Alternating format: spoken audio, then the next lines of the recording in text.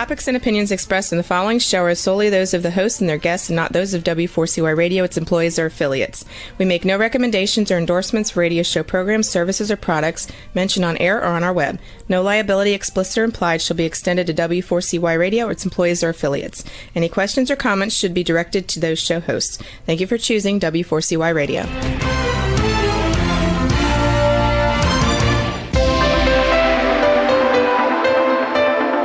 Churchill said, "Those who fail to learn from history are condemned to repeat it." Kevin Hallinan believes that certainly applies to business. Welcome to Winning Business Radio, here at W4CY Radio. That's W4CY.com. And now, your host, Kevin Hallinan.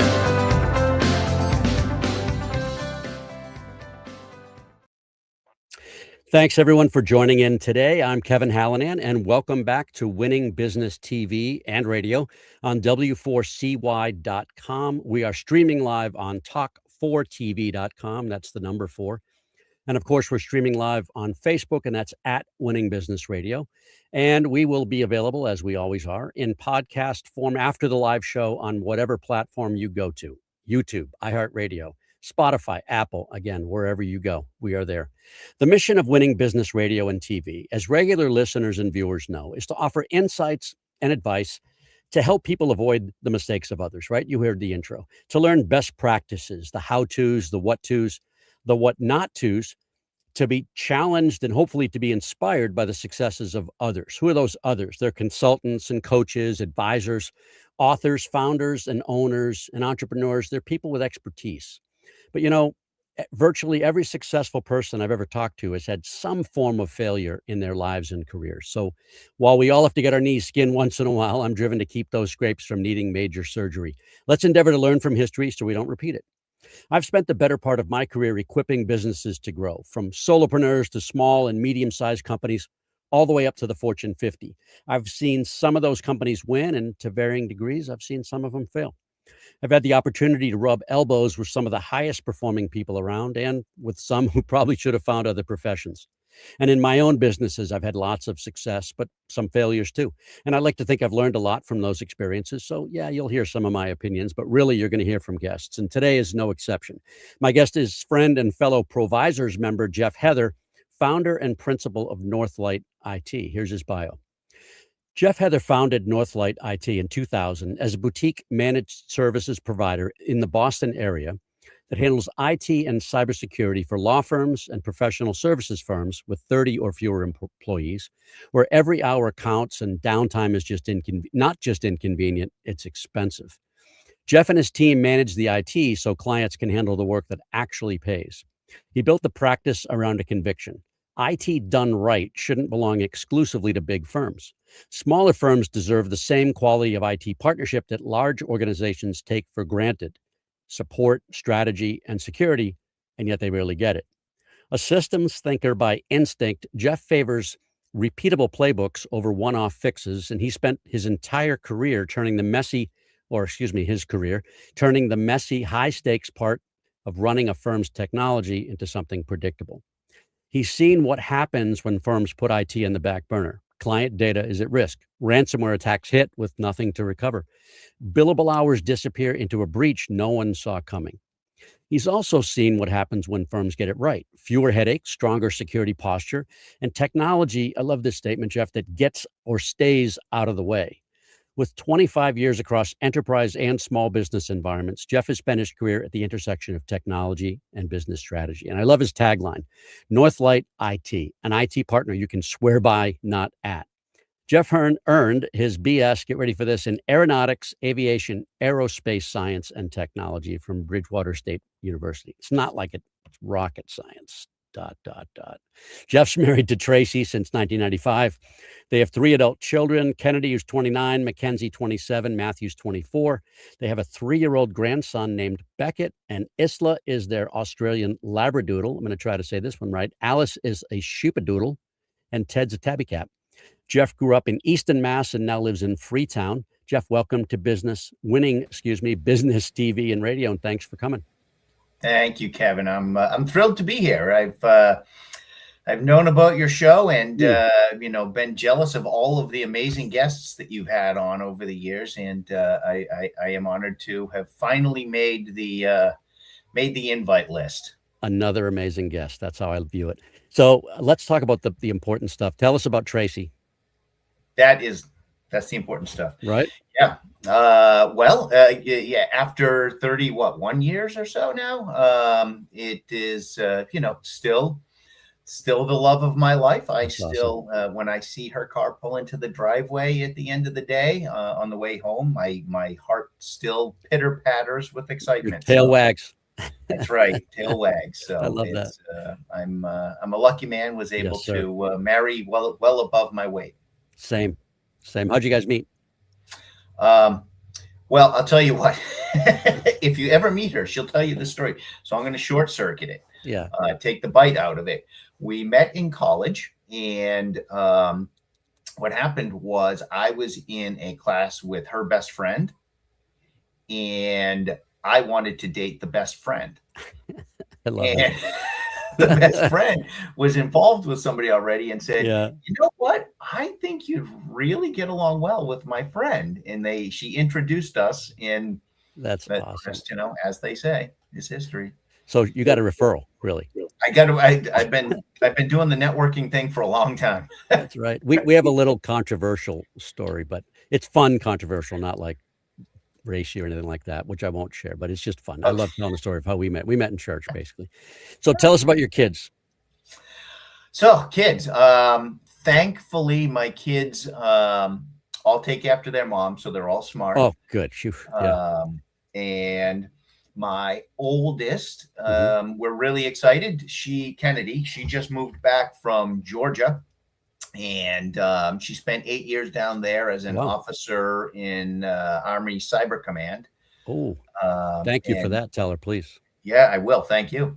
And so they're going from 15 hours away to 4 minutes. And the really important part about that is that my grandson will now be 4 minutes away. That is awesome. So that's the important thing. My middle daughter has decided in some ways to follow, I guess, in my entrepreneurial footsteps, and has decided to throw away all of the expensive education that we bought. Nice. And, the degrees and a great job at Harvard, and decided to follow her dream and open a bookstore.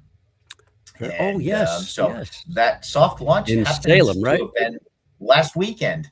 How did it go? Up in Salem, Mass. Yes. Yeah. And it was fantastic. There was a line 10 deep for several hours long waiting to get into the store. So off to a great start. Yeah, I was going to say bookstores are a dying breed. So if she can do it, people want still, lots of people still like to go in and touch books and hold them in their hand. Yeah. Well, and in fact, she did come up with a business plan that, I read through, and I made her show to a couple other provisor folks to vet. And it does turn out that the niche bookstore, and this is a niche fantasy horror bookstore, Salem, after all. Yeah. The niche bookstore thing is really becoming a thriving business. People are longing for bookstores again, but not necessarily the big box stores. I have an author that I may want to connect her with. She would love that. All right, I'm making a note right now. Look at this. We're not working on live TV. So before we get into the nuts and bolts, tell us about your background. I know you grew up in Shovel City. That's an inside joke. Easton, Massachusetts. Tell us about the town and let people know what it was like to grow up there. Sure. Yeah. Before I do that, in case I get in trouble, I need to mention my son. I forgot him. And Matthew, 24. He's out of school. He's got he's got a big boy job. He's working for Travelers Insurance and liking it. Yeah, nice. He's on month, I think, 25 of 36 that we've given him to save up enough money to get out of my house. Beat it. So we remind him every month that the clock is ticking. But is he in Hartford or is he up here? No, he's here. He's in the Bridgewater local Bridgewater office. So Was he at the tournament over the weekend? no. In fact, he was with me over the weekend. We were at a couple of car shows. Because right in Middleton, I used to have a client right there. They would all close that day and go to the Hartford. Yeah. He was down there for the big, the big onboarding training and all of that. Yeah. So Easton. Yeah. Easton was a great place to grow up. I was born in Cleveland. Thankfully, my parents got us out of there. I'm going to say sorry, but yeah. Yeah, I know. And listen, no offense to Cleveland. It's just a joke. Okay. I'm allowed to say because I was born there. Yeah. And moved to Brockton, Mass, and then moved to Easton shortly after that. And Easton is a wonderful place for people to grow up. I mean, we had Borderland State Park. I spent countless hours at Borderland State Park growing up. Still go back there, just for a walk or whatever. And the architecture hard to beat. H.H. Richardson is amazing. The Oaks Ames Hall and the library. If you've never been to the library in Easton, it's worth a visit because it's beautiful, stunning.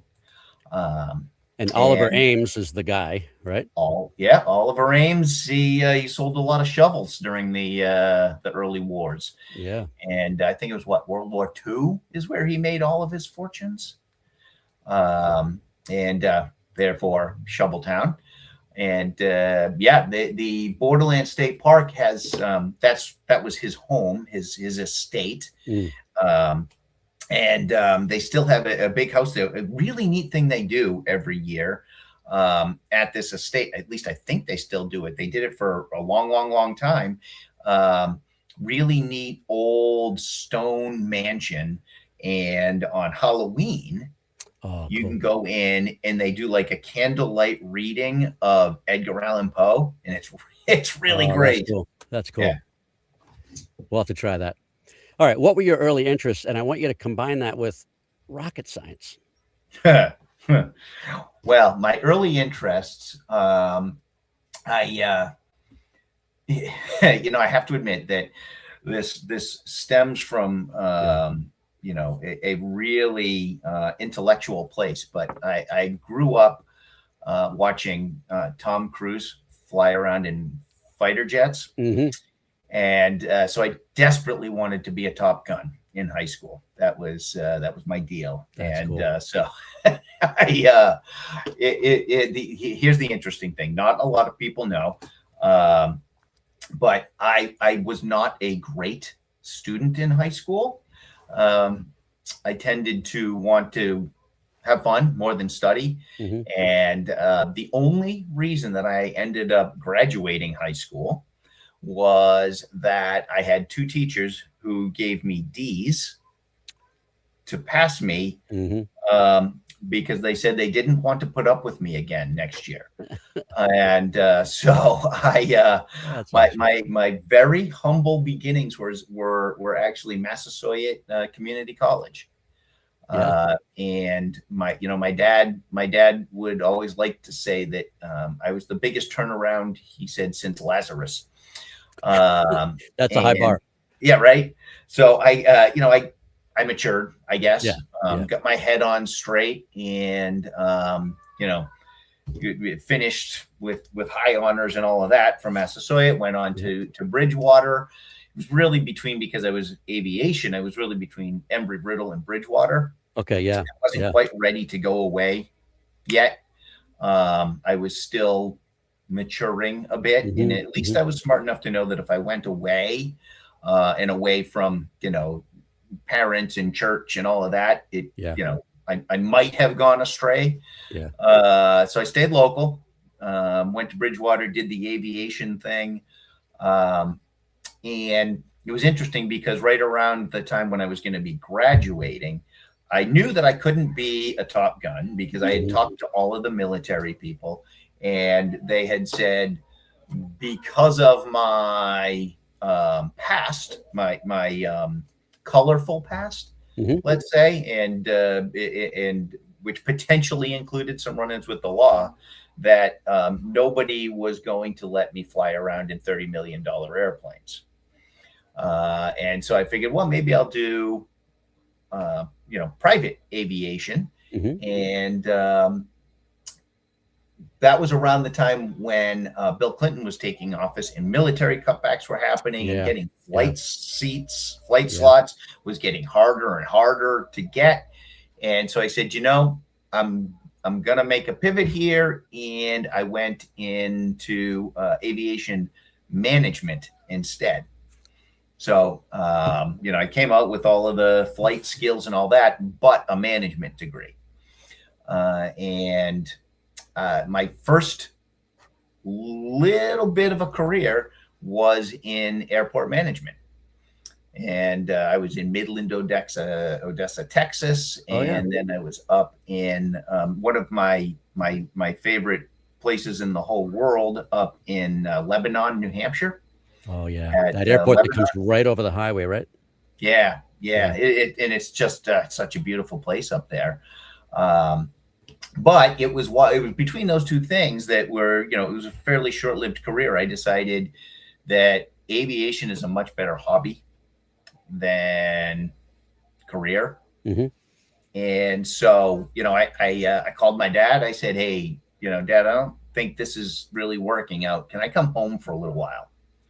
And, thankfully he said, yeah, of course, come on home for a little while. Yeah. And so, we talked through some things about what directions I might want to take. And my dad was also an entrepreneur, so he had his own company. He started out working for IBM, and then he went on to the Jet Propulsion Labs, worked there for a little bit, and then went out and started his own business that is at least related to what I do in IT. And, I was thinking about all the things that I did and loved. And really the technology is the thing that I always loved about aviation. I really loved all the technology around it. And it's where I learned that I had what turns out to be a fairly unique skill, which is I can easily understand technology and relay it to people in a way that humans can understand. Yeah. Not just technology people. And it, that was, I guess, natural to me. And I didn't understand that it was, a really nice combination of skills. And so, my dad had some contacts, again, networking. He had some contacts, got me in touch with one of the managers at my very first corporate job with International Data Group. So IDG, they're the folks in Framingham who do the, for example, the For Dummies books. And back in the day, they did the Macworld show and the E3 Expo, all of those. So I started my very first job in technology, and it was very glamorous. I literally changed the paper feeders for the big accounting, the big accounting paper feed printers that were going 24/7. Yep. And I changed back when backup tapes were like big Hollywood looking reel-to-reel tapes for a DEC VAX way back in the digital days. And then slowly started to work my way up until I got up to a pretty good level over 7 years up in the corporate IT structure, and loved IDG, loved all of the people, loved my job, felt like my soul was being sucked away slowly by corporate life. All right, pause on that. We're going to come back to that thought in a minute. We need to take our first commercial. We'll be back in 1 minute with Jeff Heather. You're listening to Winning Business Radio with Kevin Hallinan on W4CY Radio. That's W4CY.com. Don't go away. More helpful information is coming right up, right here on Winning Business Radio. Bestien Wealth Management is family-owned for 2 generations. They take pride in thoughtful financial planning and wealth management with a family feel for your closely held family business. Bestien Wealth Management focuses on deep planning, integrating your business planning with personal. They will help put your money to work and your mind at ease. Go to bestienwealthmanagement.com for more information. Advisory services offered through Commonwealth Financial Network, a registered investment advisor. Join the Bestien family and let our family advise your family. That's bestienwealthmanagement.com for your complimentary initial consultation. Have you ever dreamt of being on the radio? Well, now is your chance. Be a radio show guest on the #1 ranked internet radio station and promote you and your business for free. Yes, you heard it, free. Business advertising right here on W4CY.com. Call 561-506-4031 now to get booked on one of our shows. That's 561-506-4031. Get your free advertising now. And now back to Winning Business Radio with Kevin Hallinan, presenting exciting topics and expert guests with one goal in mind, to help you succeed in business. Here once again is Kevin Hallinan.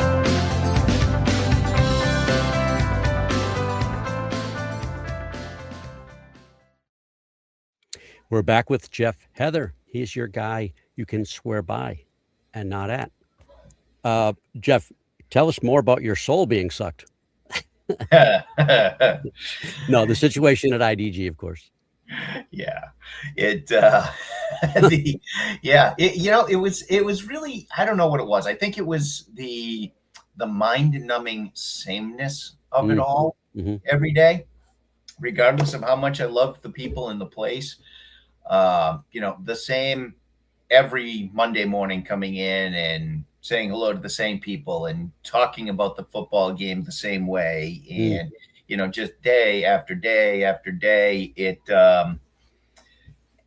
and I think it was, the bureaucracy of big corporate life. Yeah. Just, it was so, opposed to my nature. And eventually it just got to the point where, one day I told my wife, we had my oldest, I don't think was a year yet.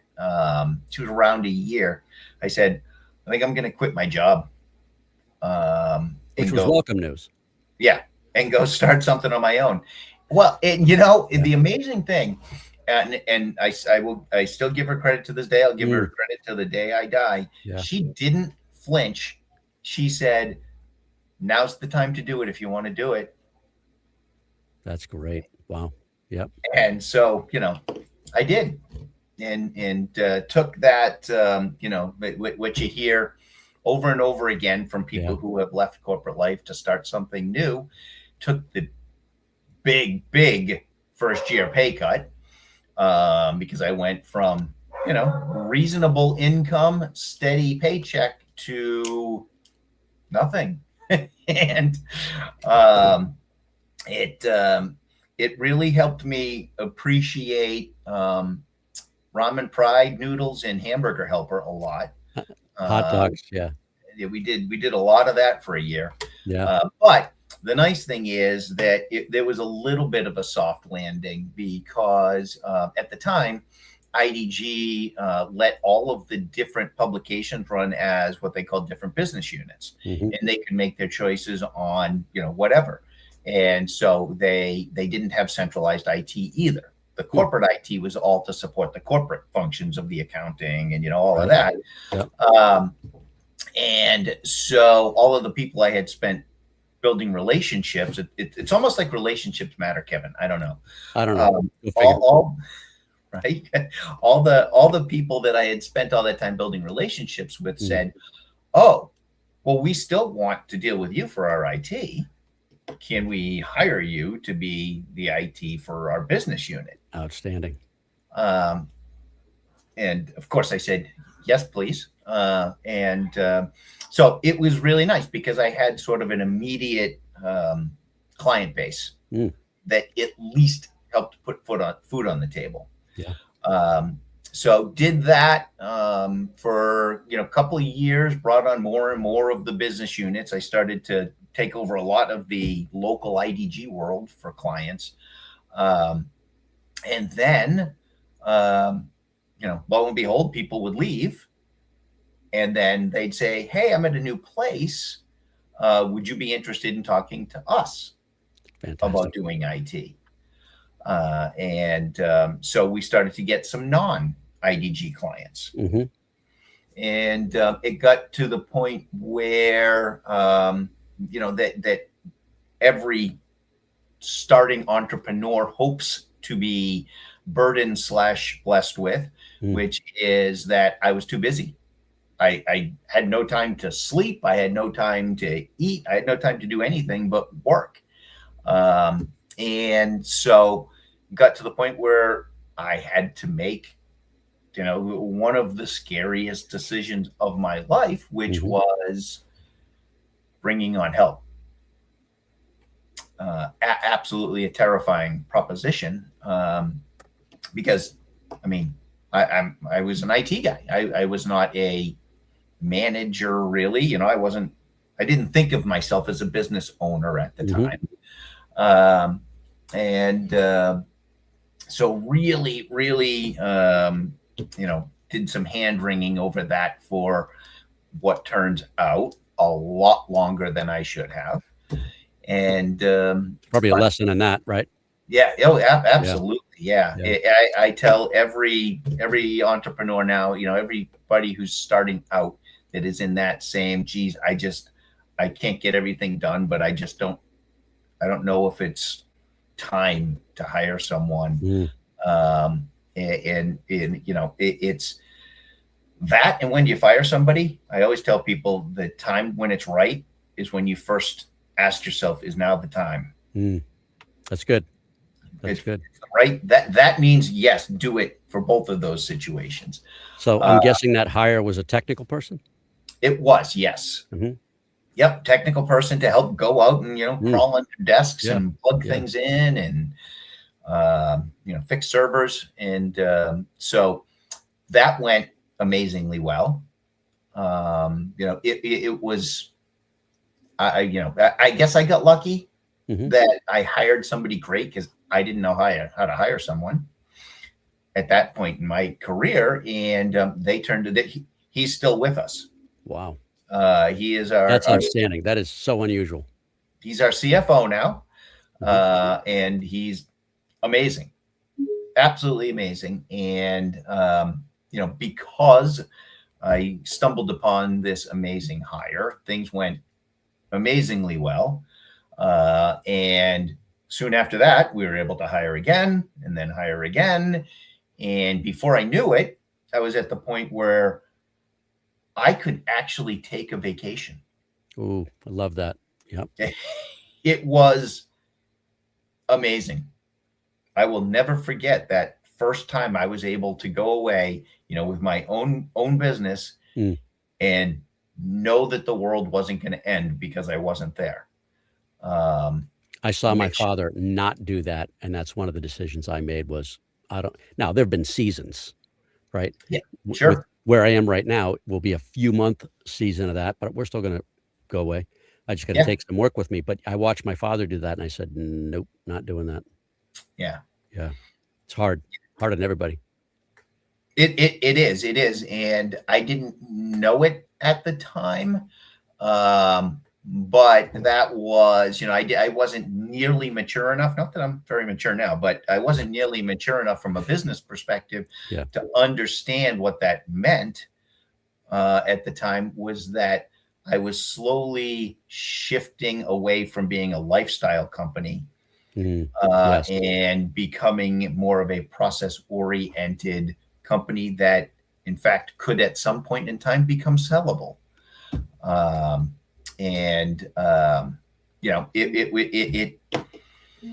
understand now that it's very important that I'm not the limiting factor to the company, and I'm not the important component for a sale. Not that I'm in the market at the moment, but My business partner and I, which is part of the journey, my business partner and I both agree that we never wanted to have a lifestyle company. We want something that, should we ever choose to sell it, is going to be sellable. Therefore, and I'm going to get into this, the quote was, you figured out you were a natural systems thinker, right? You think in terms of systems, which is critical for selling a business. I mean, I'm in the mode where it's probably a 10-year run for this practice that I've been in, for 25 years. I just, as you know, just bought, and I've probably got an 8 to 10-year run. I'm going to scale, and it's not going to depend on me. Right. I know I'm the bottleneck, and that's why I said this next few months is there's a little bottleneck at the moment, but that's fine. That's what it has to be. Yeah. So tell us what it means to be a systems thinker and how that happened. Maybe you don't even know. Yeah, I think, I think thankfully I was blessed with a little bit of it being inherent in just who I am. And, I still, to this day, we come across countless other IT companies, especially, one-man shops who are just freelancing. And maybe that's a good way to frame it, to juxtapose it, is we get these freelancers that we run into every once in a while. And it usually is because somebody calls us and says, we think we've outgrown our IT. Yeah. And we want to look at something professional. It's almost always one of these freelancers who, when somebody needs something, they just put something in place. When somebody needs a new computer, they look on, whatever, Best Buy to see what's on sale. Right. And they will get that. If they need a component here or they need a component there, they just plug holes. And things run until they don't. And the way that we approach things now in sort of that system-oriented, process-oriented mindset is there is no just hole plugging. Everything is part of a whole. So when you need a new computer, you don't go and you look at Best Buy to see what the latest thing is on sale and end up with 87 different makes and models of things that then become impossible to support. You want everything to be vanilla. That is our goal with all of our clients, is to have their IT be as dead boring as possible. As you said, keep it out of the way. Keep it out of the way. I always say we should be like, your IT should be like an NFL official. If you don't know we're there, we're doing our jobs. Things are running smooth. How come you didn't say WNBA? There's a lot of good memes going around, though. Point, right? I can do the point. Caitlin Clark getting beat up every night. And I didn't see a thing. I know. Sorry. Left turn. No, I know what you mean, though. Yeah. It should stay out of the way. It should be vanilla. I love the word vanilla for that purpose. Yeah. Vanilla and boring. And, we tell all of our clients, what we want you to have is something that, should you decide that for whatever reason you don't want to partner with us anymore, or we decide that we don't want to partner with you anymore, any other professional IT firm off the street can step in and say, yep, see it all. I know exactly what's going on. Let's do this. Because, if it's so complex that another firm would come in and say, I don't have any idea what these people did, this is crazy, then it's not right. It needs to be as dead simple as possible, totally process oriented.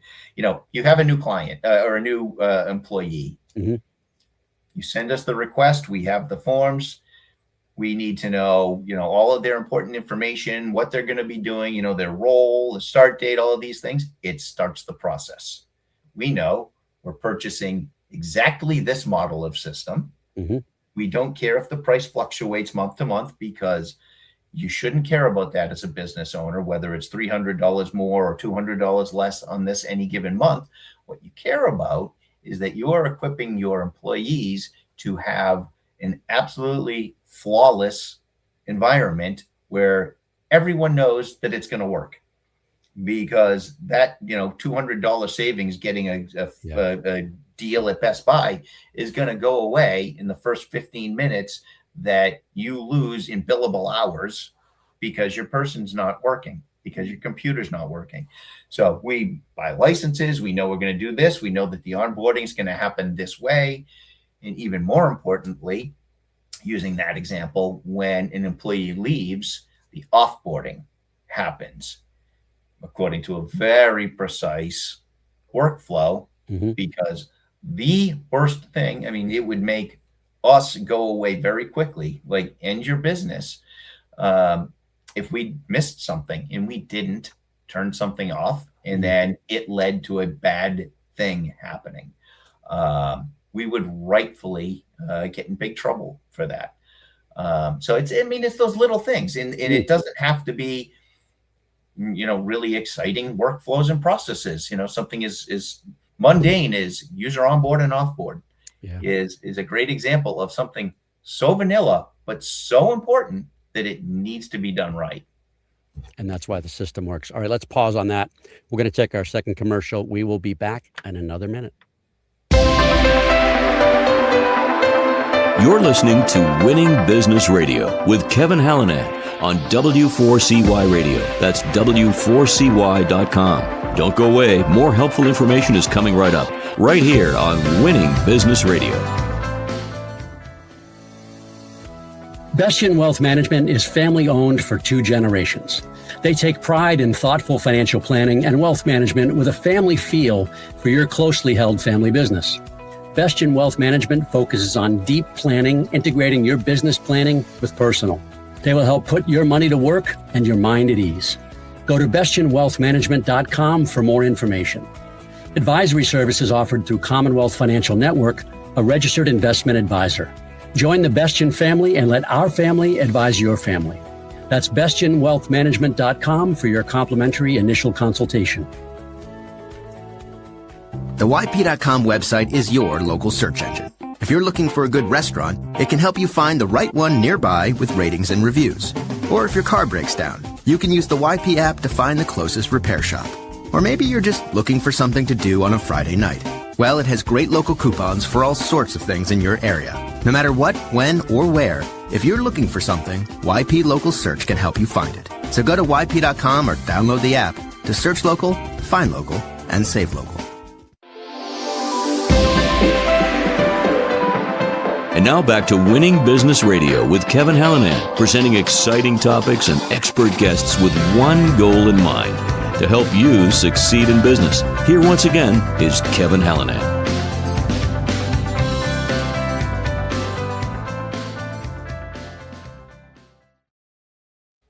We are back with Jeff Heather, founder and principal of Northlight IT. Jeff, you mentioned, and I'm aware, but you mentioned that you like to work with smaller law firms and professional services firms. What was behind the decision to focus? What were you smoking to focus on smaller firms? Sorry about that. It's been a long time, Kevin. Don't worry about the dogs. Well, really what made us focus on the small law firms is I personally and my business partner, we've spent most of our adult lives building and running a small firm. We hear it all the time. These IT firms that will say, "Hell yeah, we can support anybody from 5 to 5,000." Yeah. Those are very different animals. Very, very different. If somebody is a shop that's going to support 500 or 5,000 employees, they're not going to be terribly interested in the amount of money they're getting from you to support 5. So I always find that, there are some great shops out there, don't get me wrong, but I always find that to be such a weird thing to say.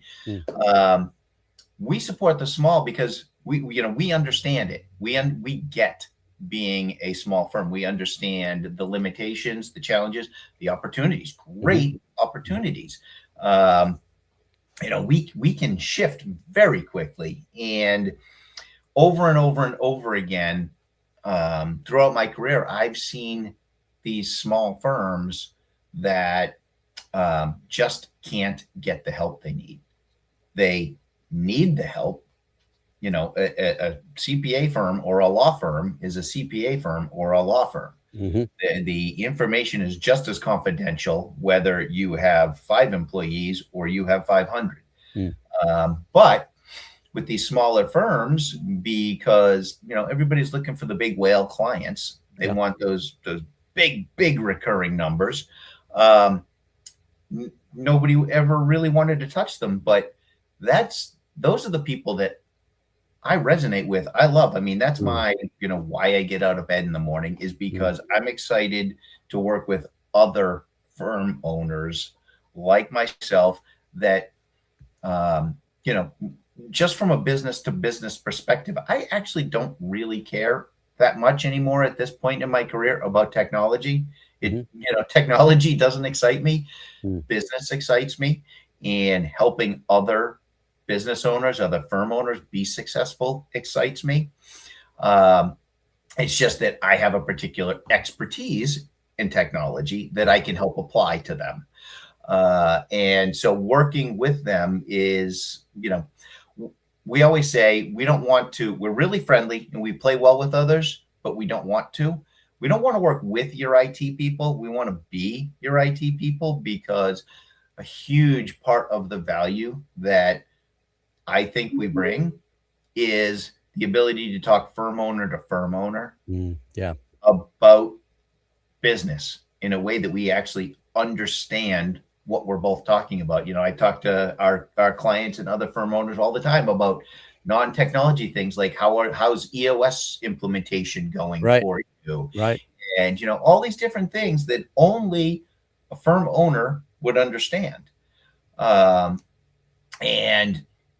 because we understand from that perspective, it gives us the ability to much more successfully sort of apply the solutions to them that are right. Because the solutions themselves for a 5,000 person firm are different than a 5-person firm. And you need to understand the difference. You mentioned the messy high stakes part. What does that look like? What's messy high stakes part of running a firm? Yeah, well, it's running a firm's technology. Sorry. Well, yeah, I mean, running a firm in general is messy, and from a firm owner perspective, every day is high stakes because this is your life, this is your baby, and especially it's only getting worse from the high stakes perspective. When you start thinking about all of the cybersecurity things, it's one of the areas that I both love and hate to talk about, because I never want to scare anybody into doing anything. But at the same time, some people need to be scared into doing some things because they're just not seeing it. And, these days, one person doing one wrong thing one time can mean the end of your business that you have spent, your life building. And so there's really high stakes when it comes to that kind of a thing. But, just in general, you layer that on top of Kevin, what it's like to own a small business, and, every day you're fighting for that thing to get a little bit better. And that there are all these messes out there. We're stepping around HR issues and IT issues and all sorts of things that we understand. And we at least from the IT perspective, we want to make that part of your life not messy. And as you said, boring and vanilla. Boring and vanilla. If you can't sleep at night, it's not because of your technology. I love that. Are you doing much with AI yourself, and are you helping clients use AI? Yes, yes, and yes. Using AI a lot. It's very much a part of my everyday. Mhm. Can you provide some It's examples? We all do research, right? Maybe how to sure, write yeah. a I mean, letter, email, or yeah. yeah, some research, some things Yeah. like that. I do. I personally use it because my role is not technical Mhm. anymore. Mhm. My role is business development, and so I use the technology to do all sorts of things like take my meeting notes. So everybody's got a meeting note Right. taker these days. Right. We use a meeting note taker that's super high security, and that's why we use it. And we are standardized on Claude, Mhm. not necessarily because it's the best, because they all have their place. And I have Claude do things that I don't like to do that are very boring for me, which means they don't usually get done or they get done poorly. Mhm. So it'll take my meeting notes, import them into my CRM, update the CRM notes, help me formulate next steps, keep track of next steps. Hey, what are Mhm. Oh, hey, you're a week late on a follow-up email to this person. Um, Running weekly reports for me to look at, for my Yeah. business partner to look Yeah. at, for the operations team to look at, so they can see Mhm. what new potential onboardings are on the horizon. I hate doing those things. And that is a very appropriate use to me of AI, is taking the mundane things that, don't require any kind of human thinking to do. Mhm. They're just busy work, Yep. and making those better. Um, And are you helping clients do the same? yeah, we are. A real majority of what we're doing right now with clients is still talking to them about the security ramifications Yes. of Yep. AI. Yep. They say AI never. Um, You hear all the time, AI never sleeps, right? So yeah, yeah. never sleeps. And for example, when Claude Cowork came out, Mhm. all of our clients were saying, "Hey, can we just?" Was the thing we kept hearing. Can we just turn that on? And so we would have to point out that doesn't mean what you think it means. If you look through all the notes of what Claude Cowork is telling you. If you enable this, you're giving it administrative privilege to all of your data. It needs that in order to do its thing. It Mhm. needs to see everything to do what it's doing. Um, are you accounting for the fact that you have just released this thing in your environment that can run autonomously, or from somebody's phone? They can set things to run on your office systems or in the cloud overnight while you're all sleeping. Do you want this beast churning through all of your client information and your information without somebody watching it? And even take it a step back, something like a Copilot. If we're going to deploy Copilot, which we are helping people do Mm. internally, so within your guardrails, Mm. you're not really all Yeah. that worried about it getting out. Mhm. But what happens when somebody goes into Copilot and says, "Hey, what are all the firm principals earning every year? What is my coworker earning every year? Ooh. Can I see all of the HR reviews for all of my coworkers?" If that stuff Wow. is not all secured internally properly, AI is going to do its job and find every gosh darn thing that it can find and report So back that to me. goes to, again, it goes to systems and processes and thinking through all that up front, right? You have to do all of the Yeah. important base work before you open that Pandora's box. Yeah. And so it's almost frustrating, but it's good. It's also good because I know that people aren't seeing it. And so Yeah. it makes me feel good that I'm helping them see it, that, nobody wants to understand the foundation before, buying the shiny toy. And we're helping people see the foundation and put the proper foundation in place so that the shiny toy isn't a shiny toy. It's an actual dull, vanilla productivity tool to help you move forward. All right, last question. We are out of time, unbelievably. Who in the listening audiences and viewing audiences should reach out to you, and why? Well, the folks that we really most enjoy are law firms and professional services firms with fewer than 30 employees. We do have clients that are outside of that. Those are the people, if you find yourself there, the people we hear from most. And if anybody in the audience, if this resonates with you, please feel free to reach out. Anybody who has a guy that they think they've outgrown, please feel free to give us a call. We have found, without fail, if you have a guy that you've worked with for, a decade plus, you probably have most things not right in your environment.